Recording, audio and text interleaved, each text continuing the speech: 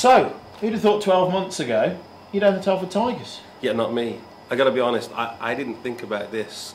I mean, it took a while because it was, it was Tom and I would chat all the time. We never really talked about hockey. I mean, I'd say how's things going, but if I went back a year ago to January, not in a million years I wouldn't have. And I think with the Tigers, we looked at it and said, well, there's an opportunity here to help people who've really committed to a team and have really put everything they've got into it. And actually, when you consider what they achieved, it is an astonishing feat. Astonishing. Nobody in this league thought they were going to make it. No. Nobody. Not a single fan in another team thought they'd make it, and they always assumed Telford was going to go.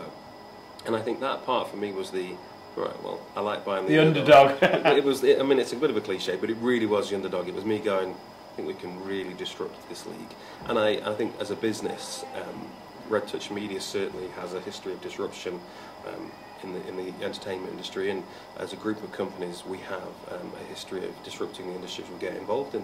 And so once we had made that decision to sponsor the team, I drove away that night. I got in the car and I was sitting on the M6, which strangely enough was in traffic. Of course. Go figure, right? Plenty of thinking time. Loads of time to think. So I'm sitting there and I'm thinking, we could do more.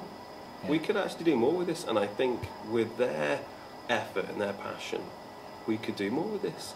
And it was only a couple of days later I called Paul and said, listen, I don't know if this is an option. However, it seems to me like, okay, tens of thousands of pounds makes a difference when it's a sponsorship, and that's nice. I mean, I can't remember what we put in there, like 30 or something like that. But what you really need is longevity. You need a plan for the next decade. And that's the difference. When you think back to the golden era, when you were involved with the team early days, we were filled to the rafters, and still it was a difficult struggle. Well, yeah, and you couldn't move. I mean, literally, I can remember standing with my face pressed up against the plexiglass because it was 8 deep. Yeah. And it was. That was what I loved, and I want to bring that back to Telford. And honestly, there's no reason why it can't happen. There's absolutely nothing to stop us bringing back the same kind of atmosphere, the same kind of fans, and the same kind of team, except bigger and better. Now, you mentioned as a company that you're renowned and quite well known for disrupting places. And over the past couple of months, I think it's safe to say that card has been well and truly played and trumped.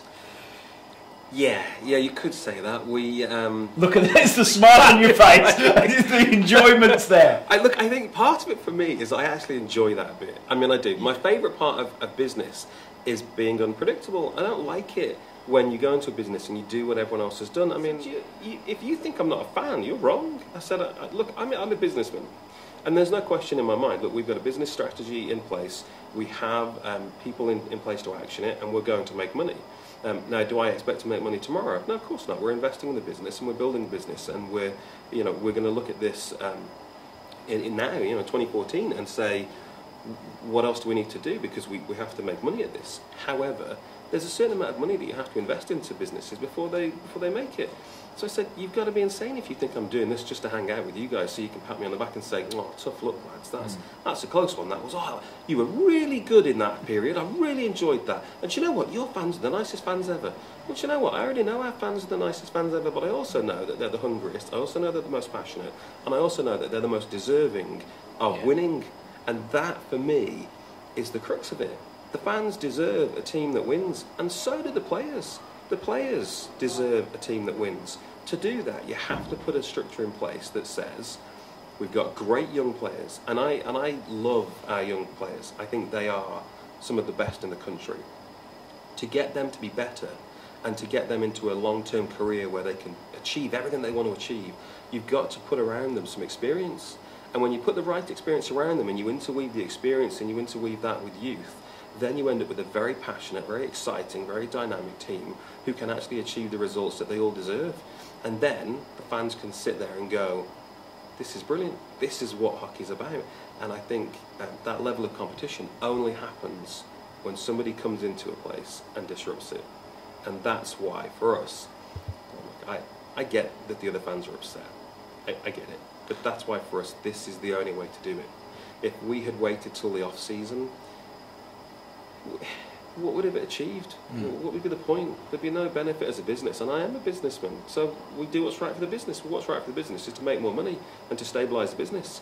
To do that, what are you got to do? You got to win. Now, when you look at players that you've targeted at the end of 2013, almost all of them have got a history with Telford. Was that a deliberate move, or just because they happen to be the best in their game? Do you know what's funny? I really wish I could say it was totally a deliberate move. It wasn't necessarily part of the initial discussion. However, as it happened, as we looked at the players that Tom wanted, it kept on coming through that, you know what, this is probably the right thing to do. These are players that, yes, we could wait until the end of the season, but and you know, we could have brought in some other players that were good players, but not necessarily marquee signings. And I said to Tom, I'm not going to wait. I mean, look, if you want these players, tell me you want them, and I'll go get them. Because the bottom line is, we have to do this now. And the fact that they were from Telford, when we sat down and worked out, when we looked at the names on the board, we all went, he was here, he was here, he was here, he was here, and he was here. He learned his hockey here. Yeah, and we all went, well, this is perfect. I mean, this is about coming home. This is about bringing hockey back to where it was when I was a stick boy. Yeah. And I remember looking, oh, it's funny, I was looking through a box that I found. Actually, that's not true.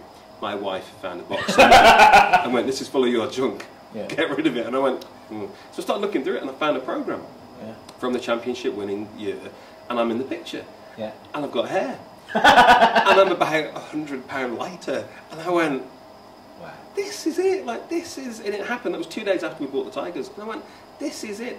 We've got to bring it home. This is why. This is why we're doing it. And I looked at that, and I thought, having these lads from Telford that have played here, grown up here, learned their trade here, and have taken that and benefited the rest of the league for a long time, it's just a great part of the story.